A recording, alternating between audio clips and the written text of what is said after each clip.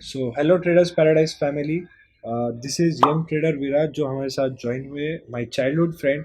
और आज इनके साथ हम कुछ बातें करने वाले, Q&A करने वाले, या सारे ट्रेडर्स के जो डाउट्स है, साइकोलॉजिकल डाउट्स है, वो हम क्लियर करने वाले। तो Viraj, first of all welcome to our channel. Thank you for inviting me on your channel bro. So मैं आपको कुछ क्वेश्चंस पूछूंगा जो बिगिनर्स को हेल्पफुल रहेंगे, ठीक है। सबसे पहले कोई भी बिगिनर अगर trading as a career choose करना चाहता है, उसको ट्रेडिंग में ही आना है, तो उसको किन चीज़ों का ध्यान रखना चाहिए, क्या इंपॉर्टेंट चीज़ें जो उसको नहीं करनी है और क्या इंपॉर्टेंट चीज़ें जो उसको करनी है।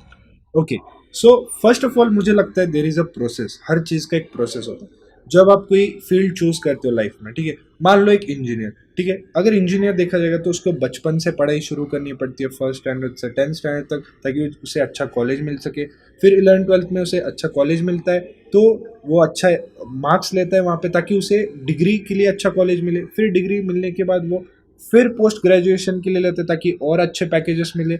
और उसके बाद उसको सैलरी मिलती है, वो भी बहुत कम, जो उसे उससे उसकी फैमिली चलानी पड़ती है। तो यहाँ पे आप देख रहे हो, एक 20 साल का आपको पूरा प्रोसेस फॉलो करना पड़ रहा है, तब जाके आपकी इनकम स्टार्ट हो रही है। बट ट्रेडिंग में लोगों की एक्सपेक्टेशंस बहुत अलग है। ट्रेडिंग में ऐसा है कि आज उठे, कल अकाउंट बना दिया, पैसे डाल दिए और तुरंत 10x, तुरंत 5x, ऐसे लोगों के ड्रीम्स है। सो ये जो वर्ड है एक्सपेक्टेशंस, लोगों को बहुत ज़्यादा है मार्केट से, जो कि रखना नहीं चाहिए। और स्टॉक मार्केट एक बिजनेस की तरह है, और इसे बिजनेस की तरह ट्रीट करना चाहिए। Losses are part of game, profits are part of game. बस किसी भी एक जो बिजनेस होता है उसका एक रूल होता है कि लॉसेस करो तो छोटे करो, प्रॉफिट्स करो तो बड़े करो। जैसे कि आपने पूछा कि आपको क्या करना चाहिए और क्या नहीं करना चाहिए, तो मैं इसका आंसर देता हूँ क्या करना चाहिए, ठीक है। तो जो प्रोसेस का पार्ट होता है, क्या प्रोसेस का पार्ट होता है, हम ये बात करते हैं। तो जो प्रोसेस है, स्टार्ट आपको करना चाहिए मेंटर का। मैंने एक स्टैट देखा, उसमें 86% बिलियनियर्स जो है, सबके पास एक मेंटर था, ठीक है। सबने एक मेंटर्स के एडवाइस ली और अभी भी उनके पास मेंटर है। तो एक मेंटर का क्या होता है कि वो आपसे बहुत एक्सपीरियंस्ड है, आपसे वो फील्ड में बहुत ज़्यादा सालों से, और उन्होंने सारे सही चीज़ें और गलत चीज़ें देखी है। And they know what is the right process, what is the wrong process, what is the right path and what is the wrong path. तो ये जो आपका काम है बहुत आसान हो जाता है, क्योंकि आप जब आते हो, ठीक है, फ्री कंटेंट हर जगह है, आई एग्रीड, फ्री कंटेंट हर जगह है, यूट्यूब पे, हर जगह बुक्स एक पे। मेंटर आपको एक वे बता देता है, इस पे आपको चलना है, क्योंकि यहाँ पे बहुत सारे रोड्स हैं, तो वो आपका काम इजी कर देगा, तू इस रोड पे चल।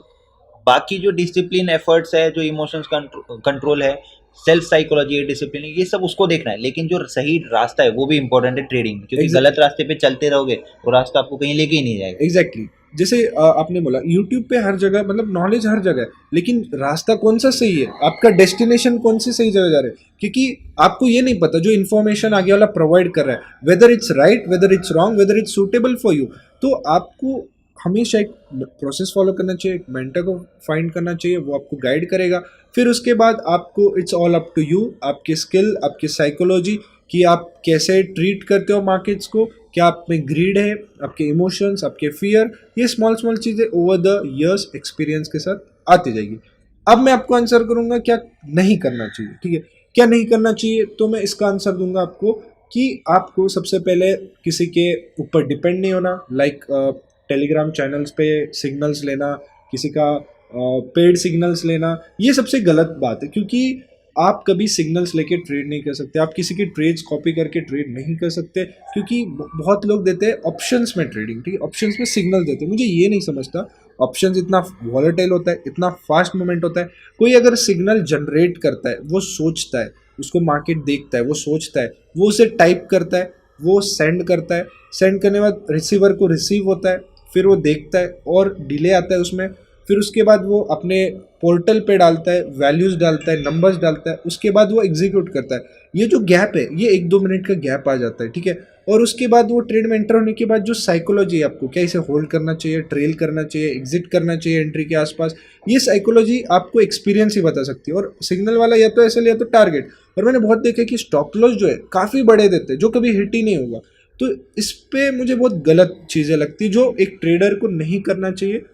आपको क्या राइट, लगता है इस तो पर? मार्केट किसी के लिए वेट नहीं करता, ठीक है। आपने जो बोला उसको मैं समराइज कर देता हूँ कि मार्केट किसी के लिए वेट नहीं करने वाला। आपने किसी का पेड सब्सक्रिप्शन लिया है, उसने चार्ट पे कोई चीज़ देखी है, वो टाइप करके आप तक पहुँचाएगा। आप उस मैसेज को कब देखोगे, हो सकता है कि आप बाद में देख रहे हो उस मैसेज को। तो ये सारा जो प्रोसेस है, इसमें मार्केट क्या आपके लिए वेट करने वाला है क्या? तो इन शॉर्ट में मार्केट किसी के लिए वेट नहीं करता। तो बेटर है कि आप खुद ट्रेडर क्यों बनते हैं लोग? क्योंकि उनको इंडिपेंडेंट होना है, उनको दुनिया में कहीं से भी ट्रेड करना है, ना कि कब कोई सिग्नल देगा, उसका सिग्नल आएगा तब मैं ट्रेड करूंगा। तो ये तो डिपेंडेंट चीज़ होगी, राइट? तो डिपेंडेंट नहीं होना है, इंडिपेंडेंट ट्रेडर बनना है, तो खुद से एफर्ट्स लो, खुद चार्ट साइकोलॉजी सीखो। और मेंटर अगर लेते हो या फिर अगर आपको कोई मेंटर भी है, तो मेंटर आपको एक सही डायरेक्शन बता देगा, राइट? तो सही डायरेक्शन आपको वो बता देगा, लेकिन चलना है वो तो आपको ही चलना पड़ेगा। मेंटर पे भी डिपेंड नहीं रहना है। आप उससे क्वेरीज पूछो, अपने जो भी डाउट्स है वो क्लियर करवा लो, उनसे पूछो कि क्या राइट है क्या रॉन्ग है, लेकिन आप किसी पे भी डिपेंड मत रहो, क्योंकि ट्रेडिंग इंडिपेंडेंट बनने के लिए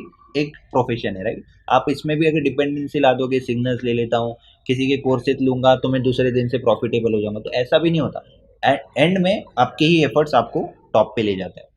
एग्जैक्टली विराज, और बहुत अच्छा पॉइंट आपने बोला कि in the end it's all your efforts, ठीक है? जो सबसे ज़्यादा मेहनत करता है वही सबसे आगे आता है, दैट्स द हिस्ट्री।